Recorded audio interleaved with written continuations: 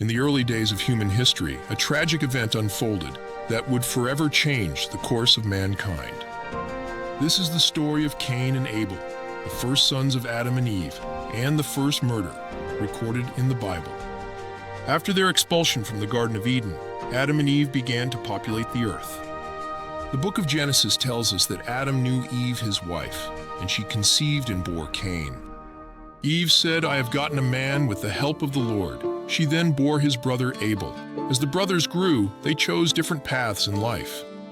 Abel became a keeper of sheep, while Cain became a tiller of the ground.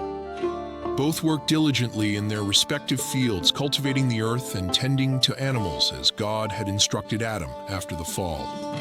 In the course of time, both brothers brought offerings to the Lord. Cain brought some of the fruits of the soil as an offering, presenting the produce of his labor. Abel, on the other hand, brought fat portions from some of the firstborn of his flock. These offerings were acts of worship, acknowledging God as the source of their blessings. The Bible tells us that the Lord looked with favor on Abel and his offering, but on Cain and his offering, he did not look with favor. The text does not explicitly state why God favored Abel's offering over Cain's. Some scholars suggest it was due to the quality of the offerings or the attitude of the givers, but the exact reason remains a subject of interpretation. Cain's reaction to God's favor towards Abel was one of anger and dejection. His countenance fell, and his heart was filled with resentment towards his brother. Seeing this, the Lord spoke to Cain, asking, "Why are you angry? Why is your face downcast? If you do what is right, will you not be accepted?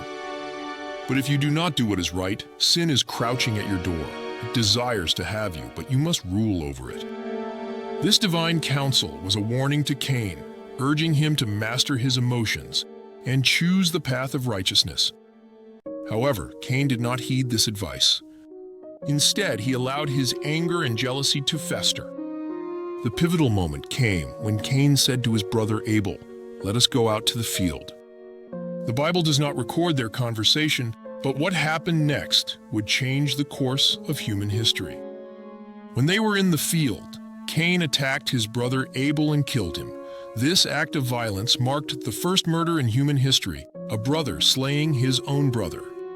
After the deed was done, the Lord came to Cain and asked, "Where's your brother Abel?" Cain, attempting to evade responsibility, replied with the now famous words, "I do not know." "Am I my brother's keeper?" This response not only showed Cain's lack of remorse, but also his attempt to deceive God. The Lord, omniscient and just, confronted Cain with his crime, saying, "What have you done? Listen, your brother's blood cries out to me from the ground." This powerful imagery emphasizes the gravity of Cain's actions and the inability to hide one's sins from God. As a consequence of his actions, God pronounced a curse upon Cain.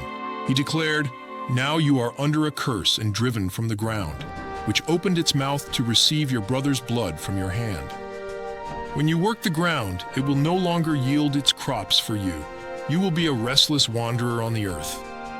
Cain, realizing the severity of his punishment, cried out to the Lord, fearing that anyone who found him would kill him. In an act of mercy, God placed a mark on Cain, warning that anyone who killed Cain would suffer vengeance 7 times over. This mark was not a punishment, but a protection, demonstrating God's complex justice that includes both judgment and mercy. The story concludes with Cain going out from the Lord's presence and settling in the land of Nod, east of Eden. There, he built a city and named it after his son, Enoch, beginning a lineage that would contribute to the growth of human civilization. The story of Cain and Abel serves as a powerful narrative in the Bible, illustrating the consequences of unchecked anger, the importance of proper worship, and the far-reaching effects of sin. It also demonstrates God's role as both judge and protector, even in the face of grave transgressions. This account continues to resonate through the ages, reminding us of the sanctity of human life and the importance of mastering our own sinful nature.